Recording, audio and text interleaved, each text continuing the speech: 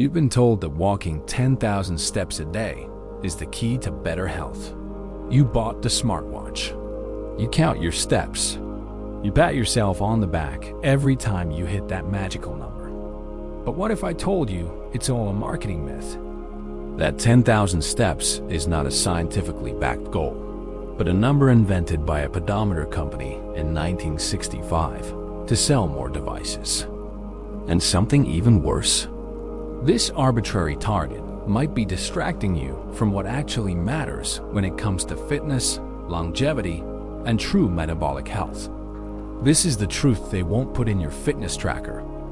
Section 1. The origin of the 10,000 steps. Let's expose the foundation first. The 10,000 steps guideline didn't come from scientists or doctors. It came from a marketing campaign in Japan by Yamasa. They are a clock manufacturing company in the 1960s. They released a pedometer called the Mampokai, which literally means 10,000 steps meter. Why 10,000? Because it sounded clean, catchy.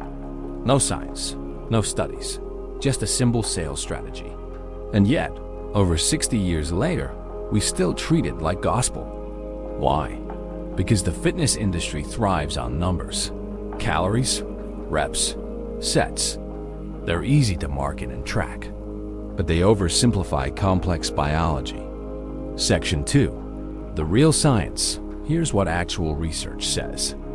A massive Harvard study showed that as little as 4,400 steps a day reduced mortality rates in older women by 41% compared to sedentary individuals. Section 3.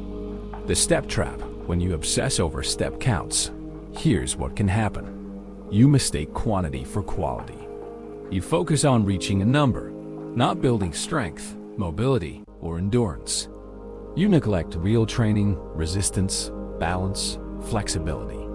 You reward yourself with junk food after earning it with a step goal. Even worse, you fall into the trap of believing that movement equals being healthy. But ask yourself, if someone walks 10,000 steps but spends the rest of the day sitting, is that person really active? This is the step trap, an illusion of progress that hides physical decline. Section 4. What real fitness looks like. Real fitness isn't about checking a number on your wrist. It's about becoming resilient, adaptable, and capable. Here's what actually builds health. Strength training. Muscles are your metabolic engine. Muscle loss equals aging. Cardio, such as low-intensity aerobic work, supports mitochondrial health and fat metabolism. Mobility and flexibility is important, but without range of motion, strength is useless. Balance and coordination is especially critical as you age. NEAT, non-exercise activity and thermogenesis. The background movement you do all day, not just during workouts.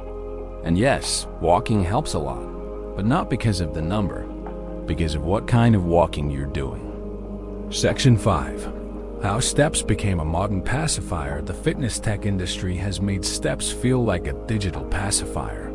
It gives you the illusion of control, the illusion of accomplishment. And it keeps you hooked on metrics instead of mastering your body. Your ancestors didn't need a step count to stay strong. They climbed, they hunted, they squatted, they danced. They moved because they lived. You move because your device told you to. That's not fitness. That's obedience. Section 6. The dangers of step-based fitness thinking. Let's go deeper.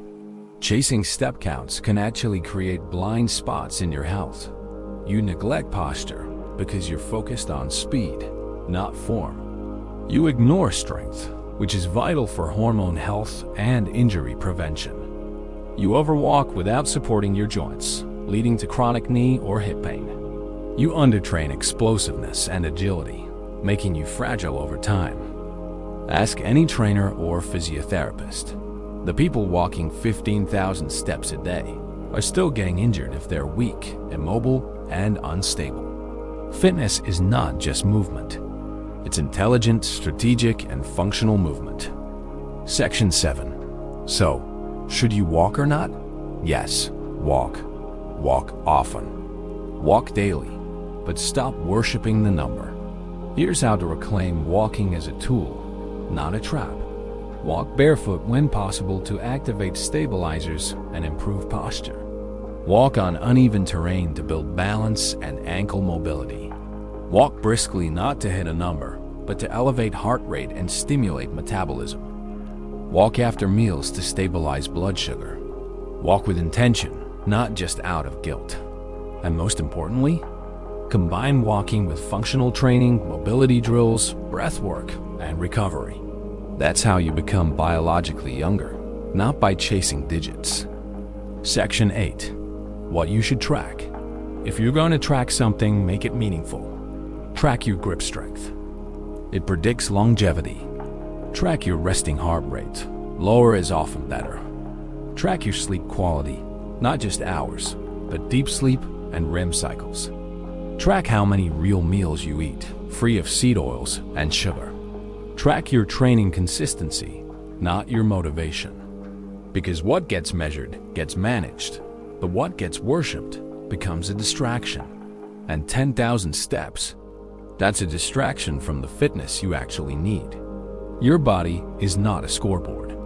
It's a living, breathing system of strength, rhythm, resilience, and flow. So walk, train, move, but do it for function, not for fiction. Let go of the 10,000 step obsession and start living intentionally, not numerically.